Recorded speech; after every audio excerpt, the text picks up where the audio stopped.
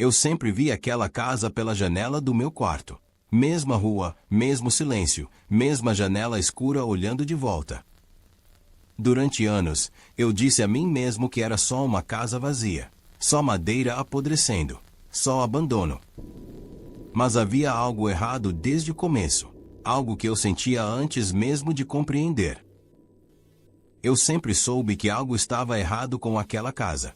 O silêncio não era ausência de som, era uma presença que me observava através das frestas. Naquela noite, eu atravessei o quintal estreito que separava as duas casas.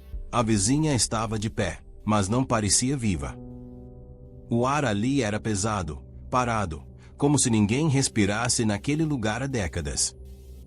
Ao empurrar a porta, encontrei móveis cobertos por lençóis sujos, poeira acumulada em camadas grossas e um cheiro antigo, úmido, quase humano. Tudo parecia esquecido. Tudo parecia à espera. No começo, eu tentei manter a calma. Disse a mim mesmo que estava imaginando coisas. Que toda casa abandonada guarda ruído, sombra e memória. Mas aquela não era uma casa comum. Havia uma sensação estranha em cada passo, como se o piso soubesse exatamente quem eu era. Como se tivesse me reconhecido antes de eu entrar.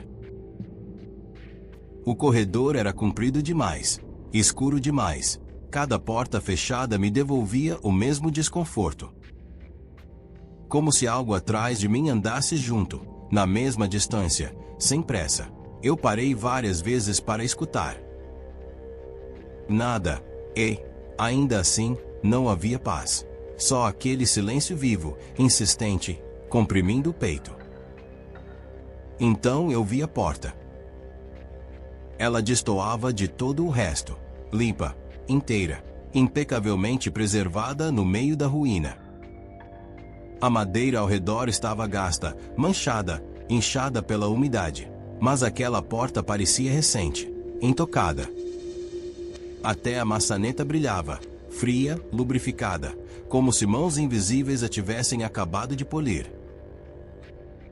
Aproximei-me devagar. Cada centímetro parecia errado. A fechadura parecia nova, lubrificada. Eu não deveria abrir, mas a casa sussurrava ordens que pareciam minhas próprias memórias. Foi isso que me assustou de verdade. Não o quarto, não a porta, mas a sensação de que o impulso não vinha de fora. Vinha de mim, ou de algo usando a minha voz por dentro. Quando segurei a maçaneta, senti um arrepio subir pelos dedos. Ela girou sem esforço, sem resistência, como se aquela casa estivesse esperando apenas por isso. O ar atrás da porta era mais frio, mais denso, carregado de uma respiração baixa que eu não consegui localizar. Eu pensei em recuar, pensei em correr, mas havia curiosidade demais, medo demais e um peso impossível de explicar me empurrando para frente. Então a porta se abriu. E o que eu vi ali me roubou o chão. Não era só um quarto, era o meu quarto. A cama estava no mesmo lugar. A cômoda, a escrivaninha, a cadeira encostada na parede, até a pilha de livros esquecidos em cima da mesa. Tudo estava lá, tudo, exatamente como no meu quarto. Mas invertido, errado, como se alguém tivesse desenhado minha vida de memória, depois voltado a imagem do avesso e colocado dentro daquela casa apodrecida. Havia detalhes que me fizeram perder o ar. Um quadro torto na parede, a ordem dos objetos trocada. O espelho no lugar onde não deveria existir espelho algum. E, sob a cama, uma luz vermelha, doentia, vazava como sangue escondido. Não vinha de nenhum abajur.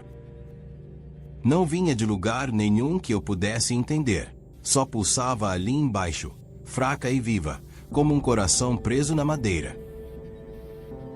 Eu quis dizer que aquilo era impossível. Quis rir. Quis negar. Mas a verdade começou a se impor com violência.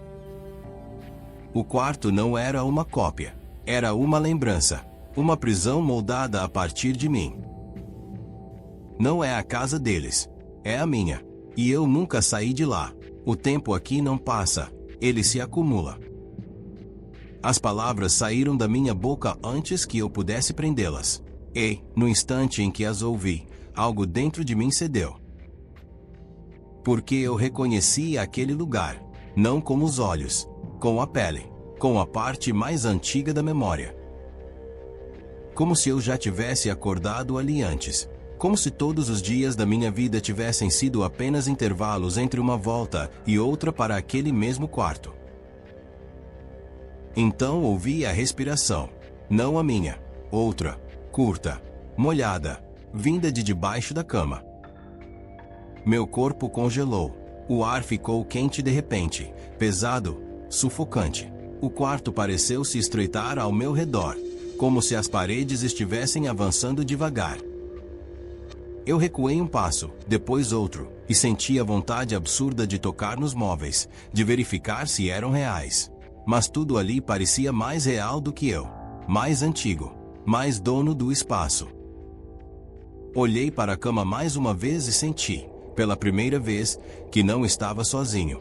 Não havia como estar sozinho. Aquele quarto me conhecia. Sabia onde eu dormia, como eu deixava os livros, qual lado da cama eu evitava. Sabia demais. Era íntimo demais. E a intimidade, naquele lugar, parecia uma forma de violência. Tentei sair. Foi então que o medo se tornou puro pânico. O corredor me engoliu de volta como uma garganta seca. Eu corri, tropeçando na própria pressa, ouvindo o estalo da madeira sob meus passos e um ruído baixo atrás de mim, como unhas arranhando o chão. Não olhei para trás. Não consegui. Só queria chegar à saída, alcançar a porta da frente, respirar do lado de fora, romper aquilo com qualquer gesto desesperado. Mas quando alcancei o corredor principal, vi que algo havia mudado. A porta por onde eu entrei não estava mais aberta. Ela estava selada. Pregos oxidados atravessavam a madeira em vários pontos, tortos, profundos, como se tivessem sido martelados há um século. A superfície estava rígida, fechada por completo, e a ferrugem escorria pelas bordas como se a própria casa estivesse sangrando metal. Eu bati, empurrei, puxei com força. Nada. Nenhum som de resposta. Nenhuma folga. Nenhuma chance.